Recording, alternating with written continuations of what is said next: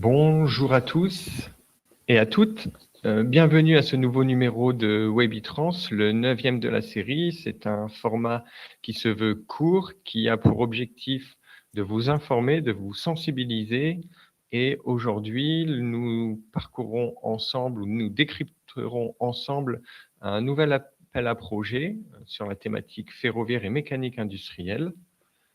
Pour cela, nous avons la chance de pouvoir compter autour de la table Léa Marie, chargée de mission territoriale à la direction des Hauts-de-France Entreprises. Bonjour. Bonjour Léa. Ce webinaire est co-organisé avec l'AIF, l'Association des industries ferroviaires. Nous proposons de décliner cette demi-heure ensemble en commençant par quelques rappels sur les missions du pôle de compétitivité ITRANS, sur les missions de l'Association des industries ferroviaires. Et nous donnerons très vite la parole à Léa pour nous détailler ce nouvel appel à projet. Alors, quelques mots sur nos co-organisateurs. Le pôle de compétitivité ITRANS, pôle de compétitivité des mobilités décarbonées et connectées. Le pôle de compétitivité s'attelle à accompagner des porteurs de projets de recherche et d'innovation de l'idée jusqu'à la mise sur le marché sur l'ensemble des mobilités, du ferroviaire à l'automobile, en passant par l'aéronautique et la mobilité légère, et de manière transverse sur l'industrie du futur.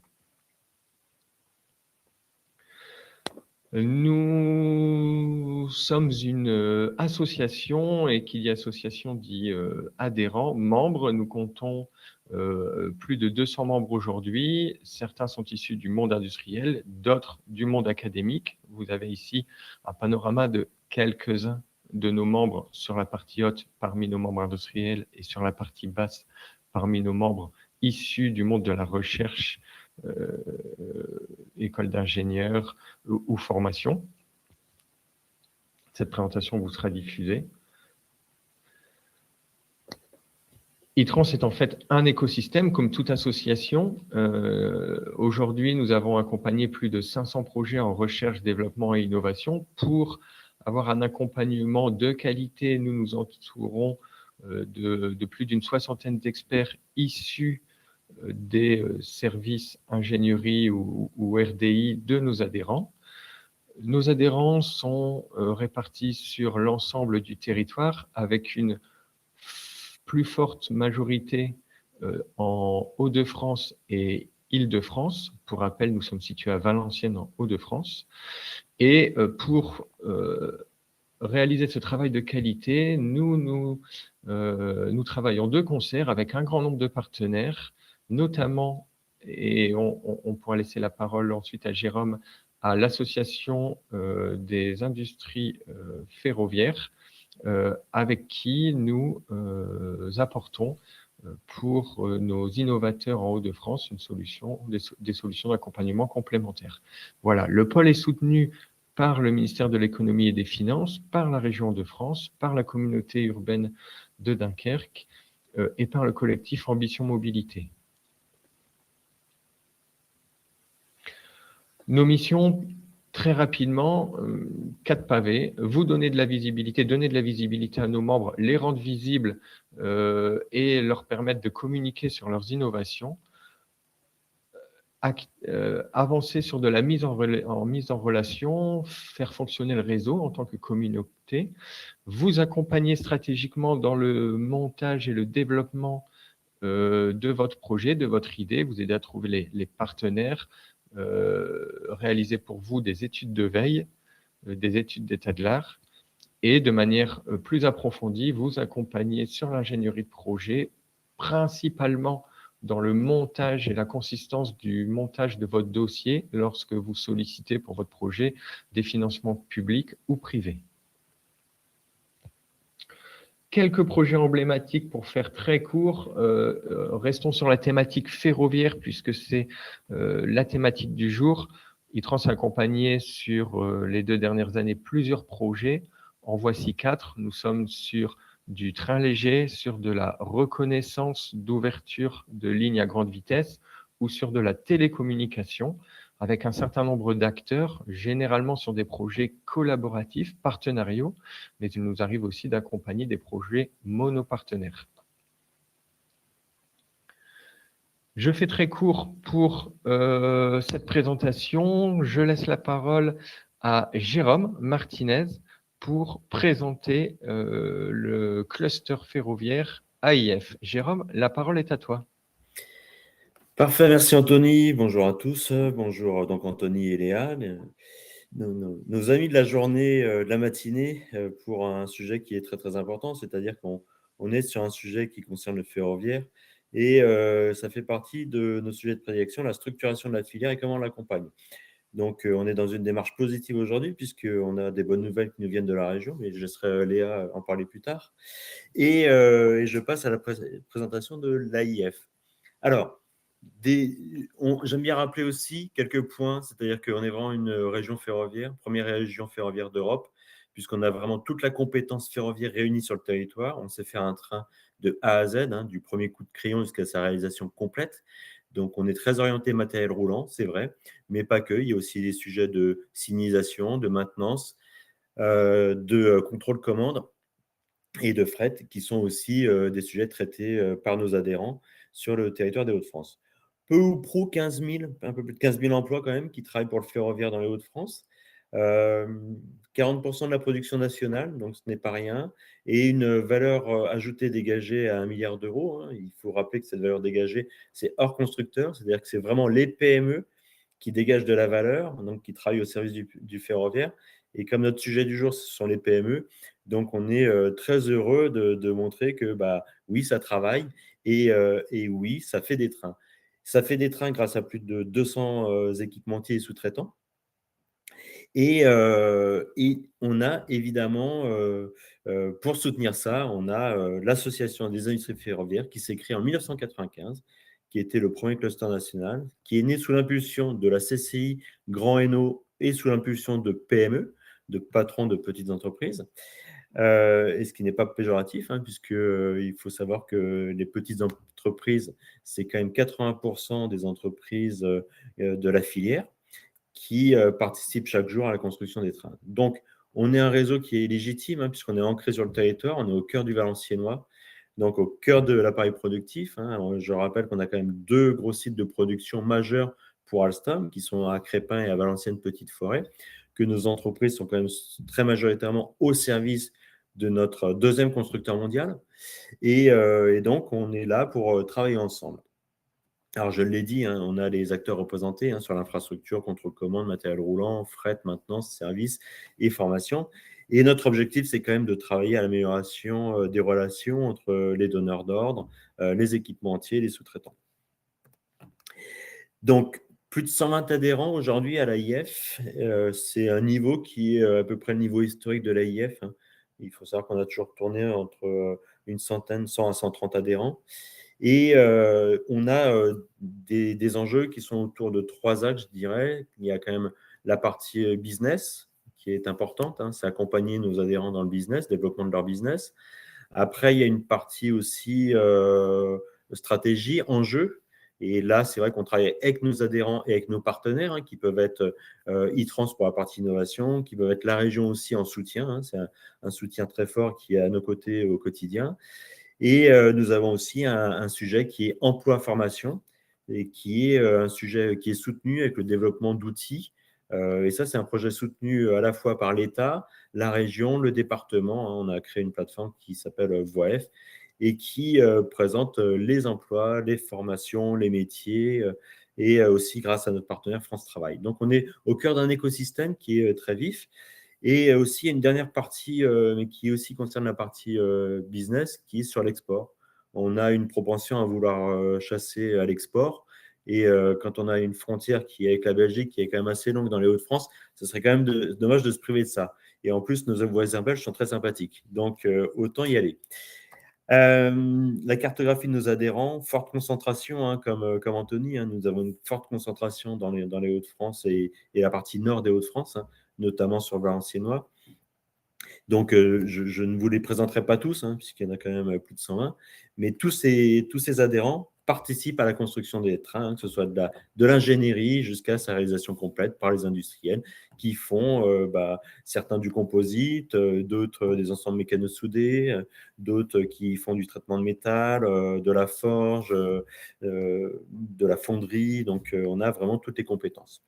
Tout ça ne serait pas possible si on n'avait pas nos acteurs de proximité, comme on dit, nos partenaires, donc que l'on remercie vivement, hein. Donc évidemment, on a nos soutiens, l'État, on a la région et bien entendu, on a à Valenciennes nos collectivités locales, hein, Valenciennes Métropole et la Porte du Hainaut, qui sont présents à nos côtés, avec lesquels nous faisons aussi des actions, énormément d'actions.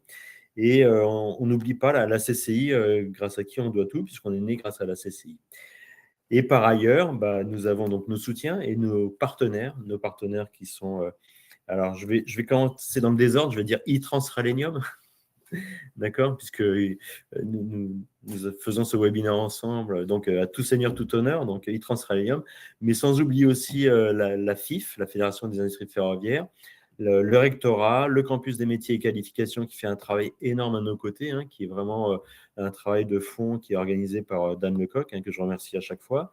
GRDF, qui est un partenaire très fort, et puis on aime bien rappeler la French Fab, puisque nous fabriquons français, nous faisons du Made in France avec nos adhérents. Donc, pour nous contacter, c'est ici, mais on n'est pas là pour ça. On est là pour laisser la part belle, je dirais, à Léa. Et donc, je passe le relais à Léa. Et merci à tous. Hop, bonjour, merci beaucoup. Donc, je vais commencer par vous présenter un petit peu le service dans lequel je travaille à la région pour vous permettre de comprendre un petit peu comment on s'organise. Et ensuite, on va faire un gros focus sur l'appel à projet, puisque c'est l'objectif de la journée de vous présenter cet appel à projet. Donc, cet appel à projet, il est porté par le service Relations entreprises et territoires de la direction Hauts-de-France Entreprises. Donc, comme son nom l'indique, on s'adresse principalement au soutien aux entreprises, mais également aux territoires. Ce qui fait qu'on a des référents qui sont à la fois organisés par territoire et par thématique. Donc l'appel à projet que je vous présente aujourd'hui, il est issu des fonds européens.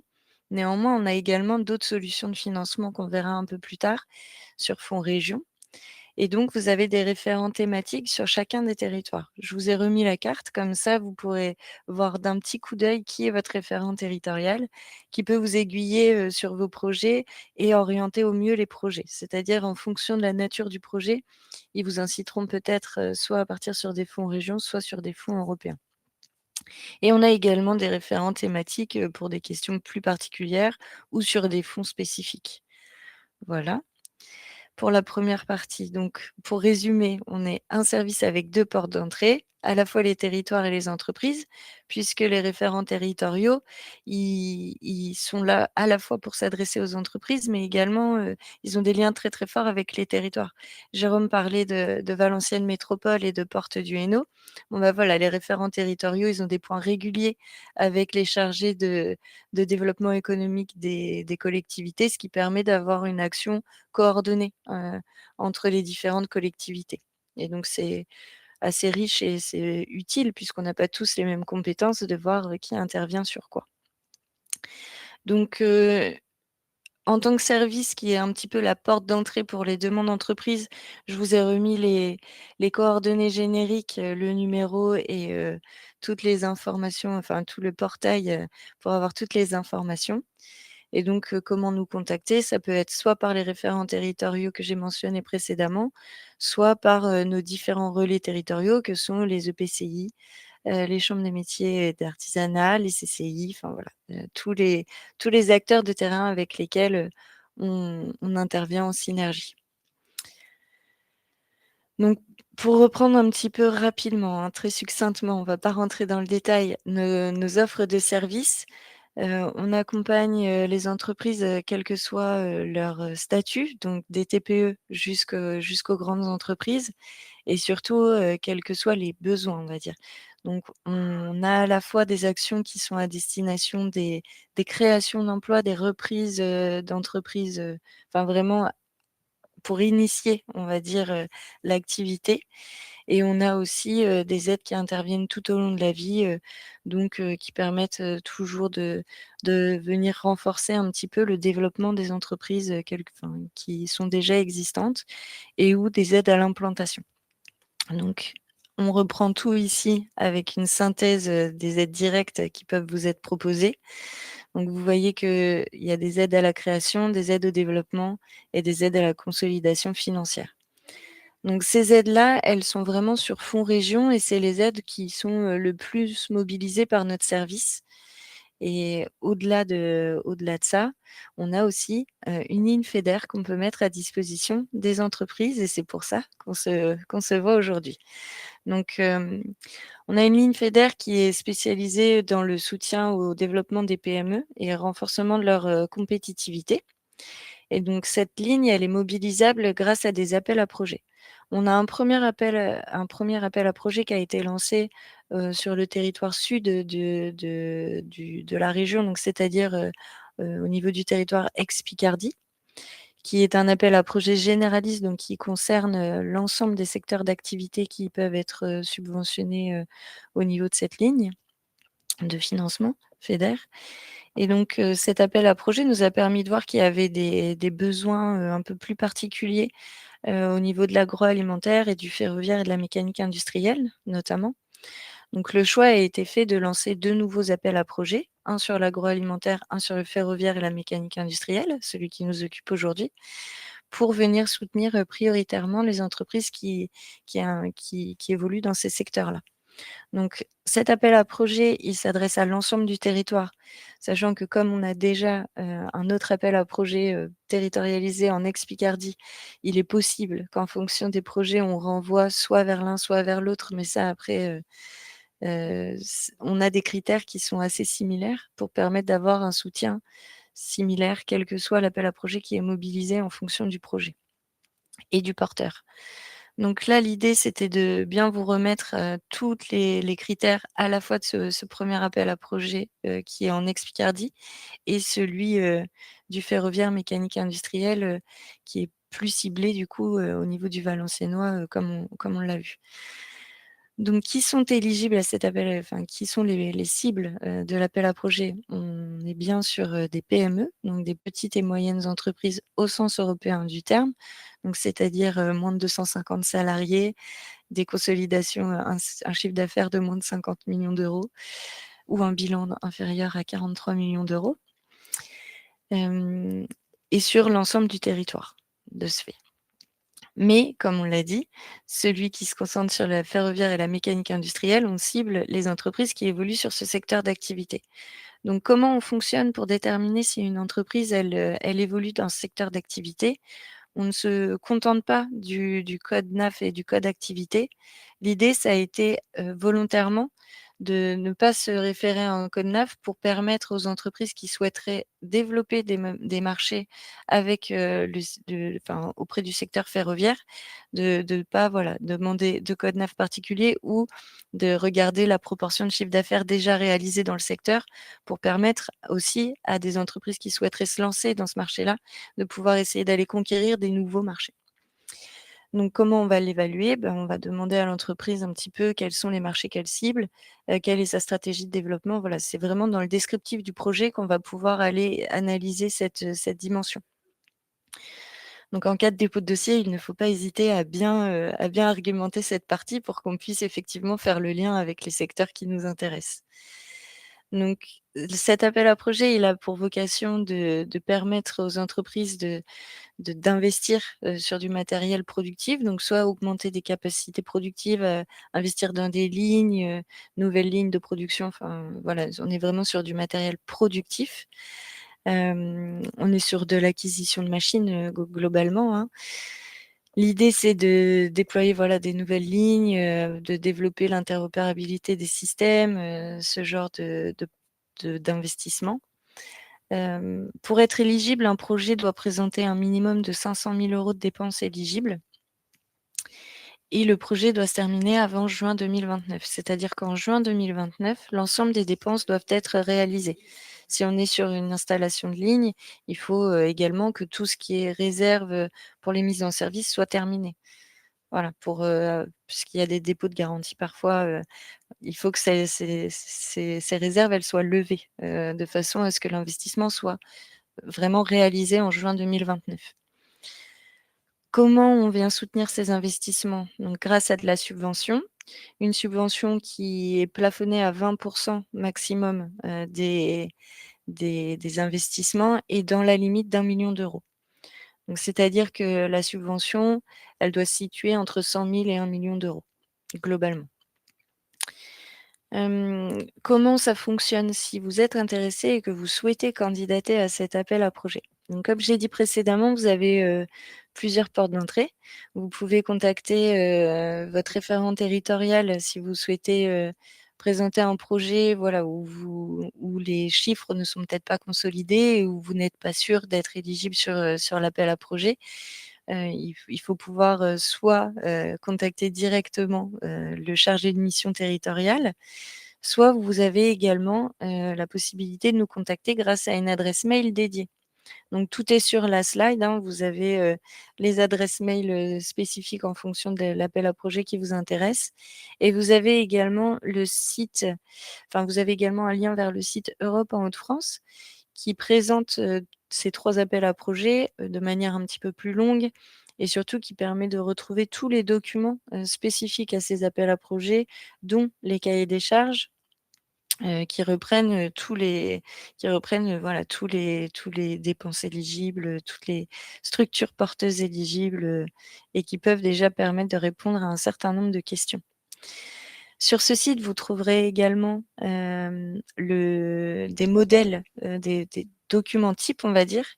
Donc ce qu'il faut savoir, c'est que sur des fonds européens, ce qu'on demande à vérifier, c'est toujours, l'incitativité de l'aide. Donc, démontrer que l'aide, elle permet de déclencher des projets d'investissement, peut-être plus tôt, plus rapides ou plus importants que des projets d'investissement qui auraient été, réalisés autrement. Donc ça pourrait permettre, par exemple, à une entreprise d'investir sur une ligne, soit plus complète, soit, plus importante, plus moderne ou qui permet de, voilà, de robotiser une certaine partie des tâches de façon à réduire la pénibilité. Là où autrement, si elle avait dû investir sans subvention, elle se serait peut-être contentée de remplacer qu'une partie de la ligne, ou peut-être, elle serait partie sur des solutions moins avancées technologiquement parlant pour réduire, les coûts. Donc pour démontrer ce côté incitatif de l'aide, vous devez nous faire une demande officielle de subvention avant de lancer, vos investissements. Vous avez donc un modèle de lettre de demande de subvention sur ce site internet et j'attire votre attention sur le fait que le début du projet, c'est vraiment le début qui va, marquer le fait que le projet doit se faire. Donc cette lettre, on doit la recevoir avant que vous ayez signé des devis, par exemple. Puisqu'effectivement, une fois que vous avez signé un devis, c'est un engagement qui a été pris et donc l'aide n'est plus si incitative puisque le projet se ferait avec ou sans aide. Voilà, donc ça, c'est vraiment un gros point de vigilance sur lequel, j'aimerais insister. La région doit recevoir la lettre avant le moindre engagement financier. Sur ce site, vous trouverez également un modèle de dossier de candidature, donc qui vous permet de voir un petit peu les choses qu'on va vous demander, quels sont les éléments saillants et vous retrouverez dans ce dossier de candidature les grilles de notation. C'est très important de les regarder puisque c'est là-dessus qu'on va évaluer votre projet et donc ça vous permet de comprendre, quels sont les éléments à mettre en avant dans le descriptif de votre projet. Les éléments qu'on a vraiment besoin de comprendre et qui doivent être, écrits et explicités dans l'explication du projet. Vu qu'on est sur un appel à projet, on fonctionne à la fois, par, réception de dossiers de candidature. Donc comme je vous l'ai dit, il y a des grilles de notation. On va noter les projets. Il faut obtenir un minimum de 10 points sur 30 pour être invité à déposer sur la plateforme e-Synergie et donc pour être jugé, li éligible à l'appel à projet. Il faut un minimum de 10 points sur 30. C'est pour ça qu'il faut prendre le temps, de lire les grilles, d'évaluation des projets. Donc, on reçoit un dossier, on attribue une note. Si la note est favorable, c'est-à-dire supérieure à 10 points sur 30, on vous invite à déposer le dossier et une fois que ce dossier est inscrit à la plateforme, vous devez passer en comité de sélection. Pour vous donner un petit élément de contexte, enfin de détail, de calendrier, la prochaine relève, elle est en juin 2026. Donc sur, l'appel à projet sectoriel, c'est le 15 juin 2026. Sur l'appel à projet PME industriel, c'est la fin du mois de juin. Ensuite, on a environ 4 relèves, par an à peu près. Donc on aura une relève ensuite en octobre. La prochaine sera en janvier 2027 et enfin en juin ou mars 2027. Donc on essaye d'avoir une cohérence entre les relèves des projets et les dates de comité, unique de programmation des fonds européens pour vous permettre d'avoir une fluidité. Pareil, important à mentionner, le premier dossier de candidature qu'on vous demande de remplir, si vous êtes sélectionné, on a pris des questions qui vous permettent de remplir facilement la plateforme e-Synergie, de façon à ne pas avoir à refaire, tout un nouveau dossier de candidature. On a essayé d'être, cohérent. Voilà, je pense que j'ai donné tous les éléments saillants et j'ai fini un petit peu plus tôt que prévu. Donc on va pouvoir passer aux questions-réponses. Tout à fait. Donc, n'hésitez pas à adresser vos questions dans le chat. Et nous les lirons et nous y répondrons. Voilà, pour l'instant, donc, nous n'avons pas de questions pour le moment. Ça va peut-être arriver. C'est parce que Léa, j'ai été très, très claire, je pense. exactement, vous avez été extrêmement clair, Léa. Merci beaucoup. C'est rassurant de savoir effectivement qu'il y aura plusieurs relèves, parce que la première est quand même à échéance, je ne vais pas dire courte, mais sous un mois. Mais encore une fois, déposer la première salve ne demande pas beaucoup d'efforts, mais permet juste d'ouvrir le dossier, de se faire connaître et se laisser le temps après de l'instruire un peu plus en profondeur. C'est exactement ça. Très bien. Le temps peut-être que des questions arrivent. Jérôme, est-ce que je peux te passer la parole pour nous indiquer la continuité de cette sensibilisation sur cette AAP de ton côté?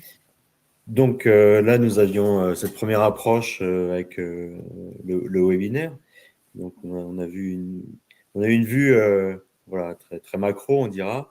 Et en revanche, on convie tout le monde, tous nos adhérents et les adhérents e-trans, pour un petit déjeuner. Alors attention, les places vont être limitées, donc je préfère prévenir. On invite tout le monde, mais il y aura peu de monde. Le 2 juin, en matinée, on a prévu avec Léa de faire un petit déjeuner de présentation, Léa, et puis avec le référent territorial, Lorenzo Cristante. Donc, vous serez les bienvenus, vous êtes les bienvenus. Comme ça me permettra de rentrer un peu plus dans le détail de la mécanique et de soulever les points, les questions qui peuvent exister. Parce qu'effectivement, quand on a une présentation comme ça qui est bien faite et qui couvre tout, les questions peuvent ne pas venir tout de suite. Et au fur et à mesure, on commence à réfléchir et on se dit, ah bah tiens, j'aimerais bien savoir ça et puis avoir une précision. Donc, on se donne l'opportunité de se revoir le 2 juin en matinée, ça sera sur le territoire du Valenciennois. Et puis d'ici là, comme l'a expliqué Léa, vous avez les mails contacts, n'hésitez pas. Je pense que ça a été clair. Et si au pire du pire, mais vraiment, vous n'y arrivez pas, il y a Anthony que vous connaissez et moi-même pour nos adhérents respectifs qui sommes là et on se fera un plaisir de relayer aux personnes qu'il le faut. Donc, je pense qu'on a été très exhaustif. Je ne sais pas ce qu'on peut faire de mieux. Maintenant, il n'y a plus qu'à passer à la phase action. Parfait, merci beaucoup Jérôme pour ces conclusions. Merci Léa, merci à tous les deux. Pas de questions dans le chat, on a dû être extrêmement clair. On se tient disponible, merci. On se donne rendez-vous prochainement pour d'autres Webitrans.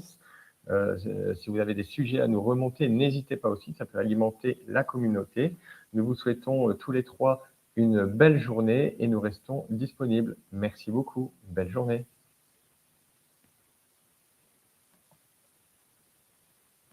Merci, au revoir. Merci, au revoir.